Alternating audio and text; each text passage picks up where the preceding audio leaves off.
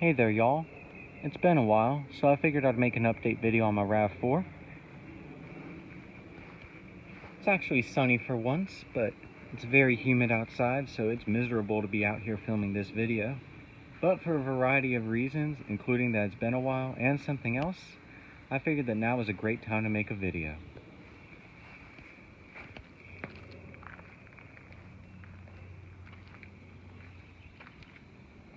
No new stickers on the back. I still have the same Peach State Pride one and the Patagonia. I'll need a new Patagonia sticker though, because this one's starting to peel, and I got a bunch of Patagonia stickers from my neighbor, but the thing is that my mom hid them in a catalog in my room, so I can't find the stickers anymore. I even looked and they aren't there, so it's not my fault that they're gone. The car is kind of dirty as expected, as it hasn't been washed since I got in the accident, and the collision center washed it for me. Also doesn't have a lot of pollen on it right now. I'd rather have it be polleny out though than feeling like it's 98 degrees.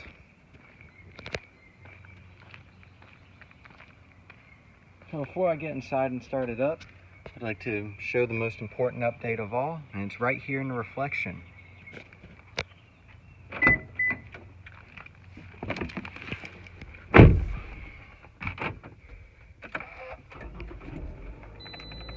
Need to turn on the AC.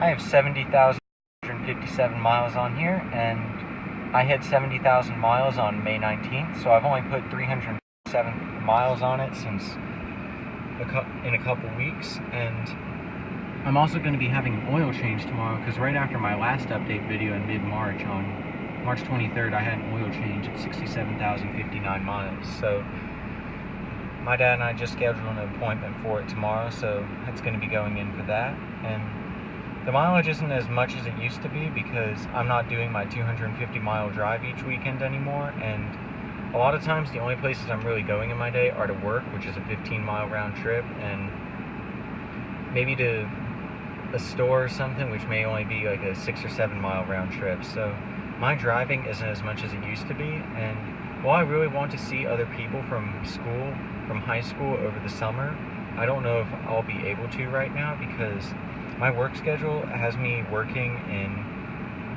mid-afternoon until evening, like 10, 11 o'clock at night, and that's usually when people are off of work, able to do stuff, and that's just when I happen to be working, so schedules aren't aligning. But that reflection probably captivated y'all's attention, so I figured I'd go ahead and start explaining my new phone, my iPhone 8 Plus.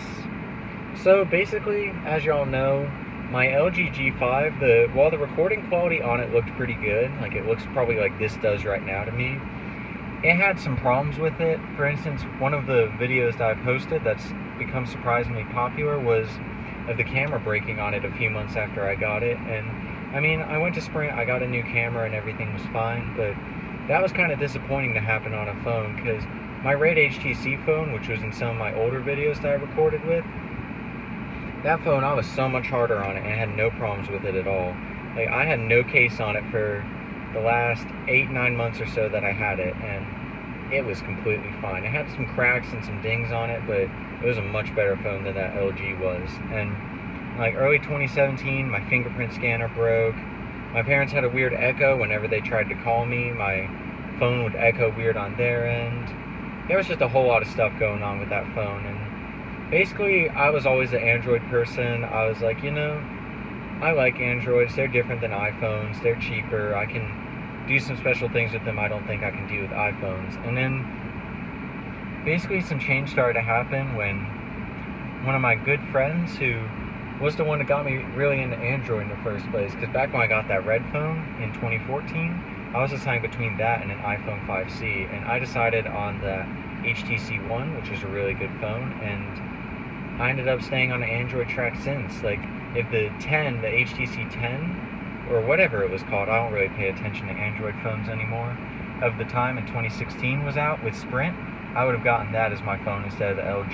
And if I had that, I'd probably be getting an Android phone again. But the G5, poor Kirby was such a bad experience for me that I didn't really want to go back. And My parents, they love their Samsungs. My sister has a Samsung too, and they didn't even get new phones. They still have their phones from spring 2016 because it didn't matter to them to get a new phone. And for me, with the iPhone, there was some stuff I didn't like about it before, but the stuff that I didn't really like before that I really liked about my Android, such as the fast charging and little things like that. Either stuff that was on the Android didn't matter to me anymore, or stuff that was on the iPhone was more appealing to me now, and the iPhone had what the Android had before. So I decided to do an iPhone, and I'd been pretty much set on this decision since August or so of last year. So basically what came to the model that I wanted was, I have very big hands.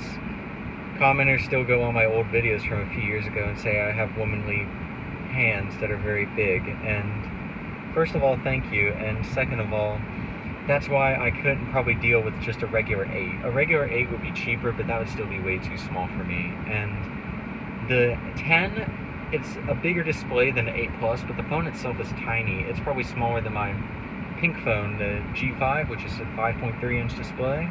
So I wanted something that was bigger for my hand to hold. So the 8 Plus satisfied that. I didn't really trust the Face ID, and with the problems with the G5, I didn't want to be getting a new phone with new problems with it, so I didn't want to mess with Face ID. I like the Touch ID because I missed my fingerprint scanner from the LG, so I wanted a fingerprint scanner again. And finally, the big thing, I wanted 256 gigs of storage, because my G5, I had about 64 gigs on it due to an SD card, and it had 32 gigs built in, so I'd used about 50 something gigs, and considering I transferred over a lot of the funny pictures and stuff I had on my old phone to my new phone, I went to Best Buy on Tuesday to get a file transfer. They do that for you for free, by the way. I decided that I wanted to have a phone that I was pretty certain I wouldn't run out of storage, because 64 seems so small, because when they advertise the 10 as being the $1,000 iPhone, they're just talking about the basic low storage 64 gig model. They're not even talking about the 256. The retail for a 256 is something like $1149, something very pricey. So the retail for an 8 Plus with 256 is $950, while the retail for a 10 with 64 is $1,000. So that worked out for me. And originally we were going to get the phones through Sam's Club, and it was just waiting for my dad and stuff to find the account, see if we were eligible, see if we could get a phone for me right now, because my sister and my mom were deciding whether they wanted phones or not, and they decided to stick with theirs. So I got this phone now, and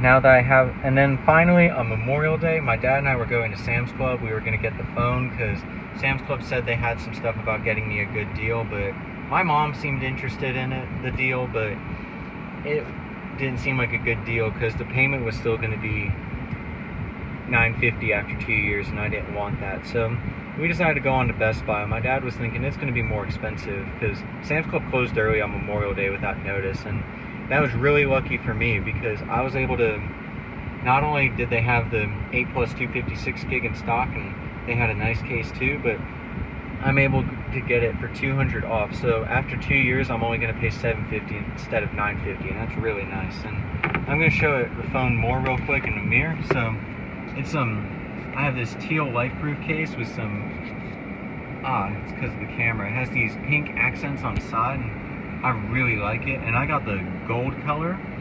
I was wanting a product red edition, but Best Buy didn't have that in stock. But I wanted a white front with the white button on the front. I didn't really like the black front, but I wanted the red back. But this was my second bet, and the Best Buy guy even said they always had this color in stock. So I really lucked out, and I've been waiting so long, I didn't want to have to wait for a phone. I just wanted to get it now, because I transferred all my files and stuff too, deleted everything off my old phone. I didn't want to just wait around anymore, so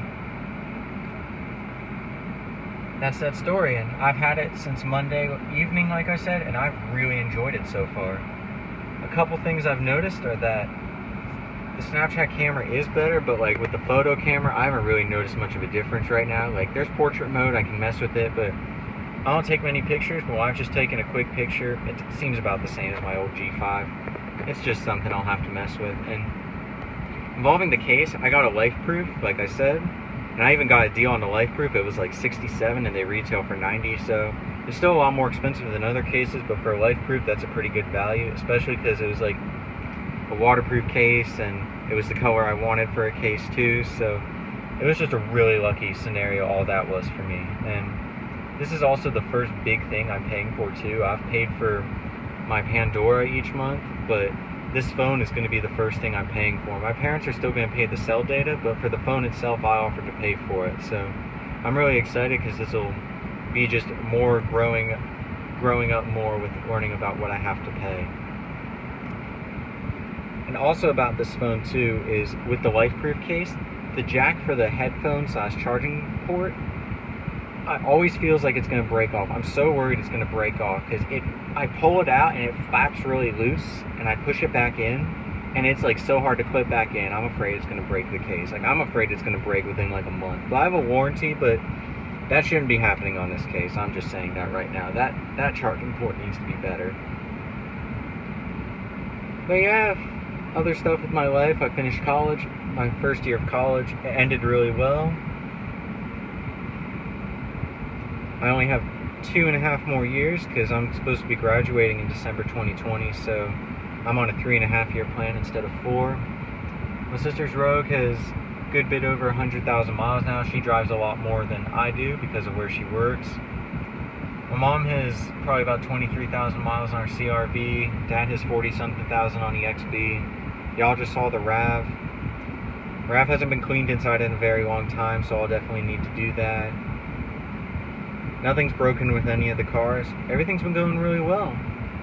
So, thanks y'all so much for watching this video. I know it was kind of long and I talked a lot like I normally do, but I'm going to try to add in some iMovie intro stuff, which is a big reason I wanted an iPhone 2 was to have some editing software. So, I hope y'all enjoy that. Thanks y'all and have a good day. Bye-bye.